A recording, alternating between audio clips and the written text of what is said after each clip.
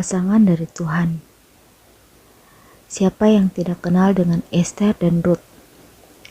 Esther dan Ruth adalah dua wanita yang namanya tercantum dalam kitab Perjanjian Lama.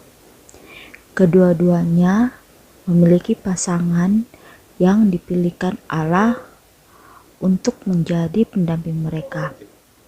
Melihat dari status mereka saat itu, Esther merupakan seorang gadis, sedangkan Ruth merupakan seorang janda. Tetapi tidak ada yang bisa menghalangi jika Allah ingin memilihkan pasangan buat mereka.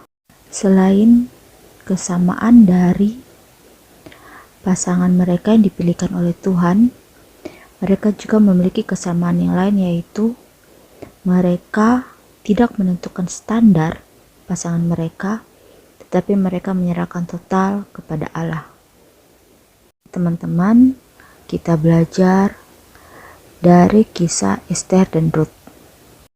Yang pertama adalah Esther. Esther hidup di zaman Raja Ahasiweros.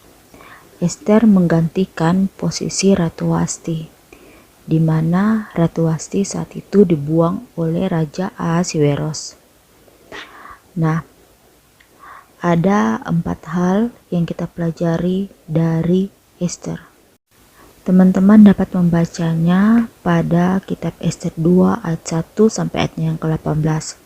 Tetapi saya fokus pada ayat yang ke-9. Bunyinya demikian. Maka gadis itu sangat baik pada pemandangannya dan menimbulkan kasih sayangnya, sehingga Hegai segera memberikan wangi-wangian dan pelabur kepadanya, dan juga 7 orang dayang-dayang yang terpilih dari isi istana raja. Kemudian memindahkan dia dengan dayang-dayangnya ke bagian yang terbaik di dalam balai perempuan. Kemudian ayatnya yang ke-12. Tiap-tiap kali seorang gadis mendapat giliran untuk masuk menghadap Raja Ahasiweros, dan sebelumnya ia dirawat menurut peraturan bagi para perempuan selama 12 bulan. Sebab seluruh waktu itu digunakan untuk pemakaian wangi-wangian, 6 bulan untuk memakai minyak mur, dan 6 bulan lagi untuk memakai minyak kasai, serta lain-lain wangi-wangian perempuan. Ketika teman-teman ingin mempersiapkan diri seperti Esther, yang pertama yaitu Esther dipakaikan wangi-wangian dan pelabur. Wangi-wangian itu adalah simbol dari dimana kepentingan diri sendiri harus dilenyapkan. Teman-teman harus mematikan ego teman-teman. Nah, selama ini mungkin ada teman-teman yang sering egois, yang tidak mau melihat orang lain, yang tidak care dengan sekelilingnya. Teman-teman harus belajar untuk memperhatikan orang lain, untuk belajar peduli, empati kepada sesama teman-teman. Yang kedua adalah Esther memiliki dayang-dayang yang terpilih. Di sini menandakan bahwa lingkungan kita atau pergaulan kita akan menentukan siapa kita. Oleh karena itu, teman-teman sekarang harus mulai memilih dengan siapa teman-teman bergaul. Jika teman-teman bergaul dengan lingkungan yang buruk, maka teman-teman menjadi buruk. Jika teman-teman bergaul dengan lingkungan yang baik, maka teman-teman akan menjadi orang yang baik juga. Yang ketiga adalah dalam persiapan, Esther memakan waktu 12 bulan. Di sini dimaksudkan bahwa ketika teman-teman ingin kehadiran seorang pasangan, segala sesuatu itu membutuhkan waktu. Tidak serta-merta harus terjadi. Jadi selama teman-teman mempersiapkan diri, teman-teman itu akan diberikan waktu, bisa saja 1 tahun, 2 tahun, atau bisa saja hanya beberapa bulan, atau bisa lebih dari 10 tahun. Yang pasti segala sesuatu itu memerlukan waktu. Yang terakhir yaitu yang keempat, patuh pada pembimbing. Di sini Esther adalah wanita yang sangat patuh kepada Mordekai dan juga Hegai. Bagaimana dengan teman-teman? Apakah teman-teman sama dengan Esther, yaitu pribadi yang juga patuh pada orang yang membimbing teman-teman, kepada guru, kepada mentor, kepada orang tua, atau teman-teman acuh tak acuh terhadap pembimbing teman-teman? Selanjutnya kita belajar dari tokoh yang kedua, yaitu Ruth. Ruth merupakan menantu dari Naomi yang saat itu bersatu seorang janda dan akhirnya mendapatkan pasangan dari Tuhan yang bernama Boaz. Teman dapat membacanya dalam kitab Ruth pasal 1 sampai yang keempat. Di sini kita belajar 3 hal dari tokoh Ruth. Yang pertama yaitu Ruth itu orangnya rajin.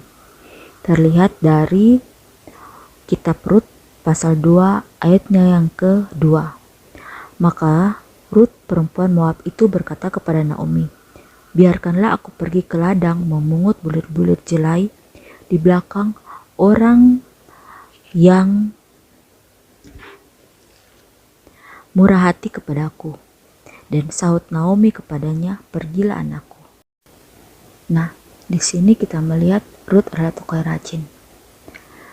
Sekarang, bagaimana dengan teman-teman? Apakah teman-teman memposisikan teman-teman memiliki karakter yang rajin, atau teman-teman masih bermalas-malasan dengan keadaan? Hal yang kedua yaitu Ruth adalah tokoh yang patuh. Kepatuhan Ruth dapat kita lihat ketika dia mengiyakan perintah-perintah dari mertuanya yang bernama Naomi. Hal yang ketiga yaitu Ruth adalah orang yang proaktif. Di sini bedakan proaktif dan agresif.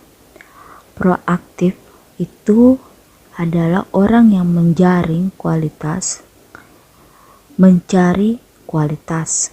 Sedangkan orang yang agresif itu orang yang mengejar laki-laki atau mengejar perempuan dan hanya fokus pada satu orang pria atau satu orang wanita. Pada zaman sekarang lebih banyak orang yang mencari pasangan mengambil sikap agresif, bukan proaktif. Teman-teman tidak boleh fokus hanya kepada satu orang. Teman-teman harus lebih proaktif untuk mencari kualitas, dan kualitas itu bisa saja tidak hanya terletak pada satu orang yang teman-teman kejar atau teman-teman incar. Nah, kalau agresif itu merupakan orang yang memiliki mindset sniper, sedangkan orang yang proaktif memiliki mindset untuk melempar jaring. Dari kedua tokoh ini, teman-teman bisa merangkum 7 hal yang harus kita persiapkan dalam diri kita jika kita ingin mencari pasangan yang memang Tuhan pilihkan untuk kita. Yang pertama adalah kita harus mematahkan kepentingan diri kita sendiri, dan teman-teman harus belajar untuk melihat lingkungan teman-teman. Harus belajar simpati atau empati dengan sesama atau dengan lingkungan teman-teman. Yang kedua, teman-teman harus memilih lingkungan bergaul teman-teman.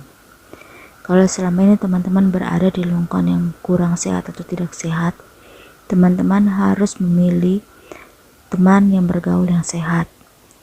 Yang ketiga yaitu segala sesuatu butuh waktu. Jadi ketika teman-teman merubah atau mempersiapkan diri teman-teman, pasti akan memakan waktu hingga hitung bulan atau mungkin hitung tahun.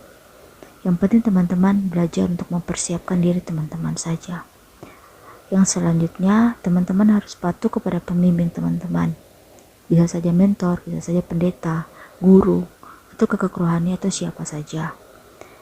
Yang selanjutnya, teman-teman harus menjadi orang yang rajin. Jangan menjadi orang yang malas. Yang keenam, teman-teman harus belajar menjadi orang yang patuh. Dan penutup, teman-teman harus belajar menjadi orang yang proaktif untuk menjaring kualitas, melempar jaring, mencari kualitas, dan jangan hanya fokus pada satu orang saja. Teman-teman harus membuka pikiran teman-teman, membuka mata teman-teman. Jika selama ini teman-teman hanya fokus pada satu orang,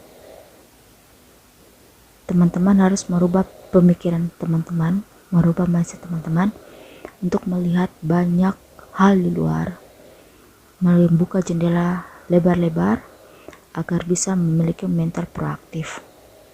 Terakhir, saya menutup renungan ini dengan Kolose 3:15. Hendaklah damai sejahtera Kristus memerintah dalam hatimu, karena untuk itulah kamu telah dipanggil menjadi satu tubuh dan bersyukur. Saya senang dengan kata dipanggil. Jadi ketika Allah memberikan kita pasangan, berarti Allah memanggil kita untuk menjadi satu tubuh dengan pasangan kita.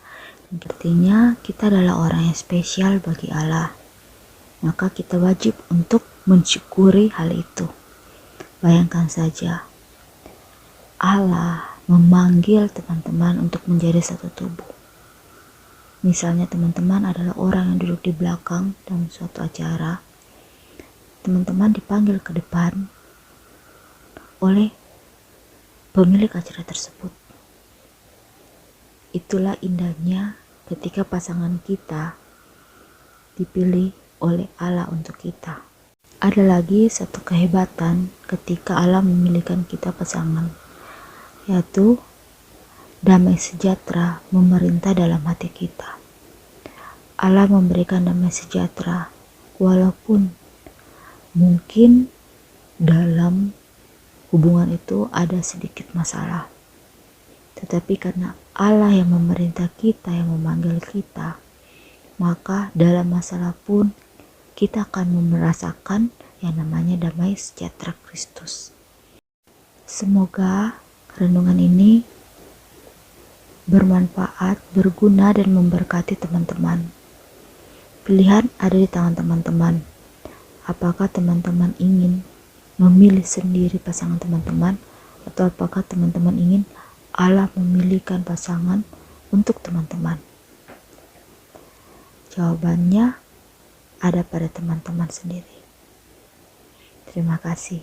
Semoga renungan ini bermanfaat.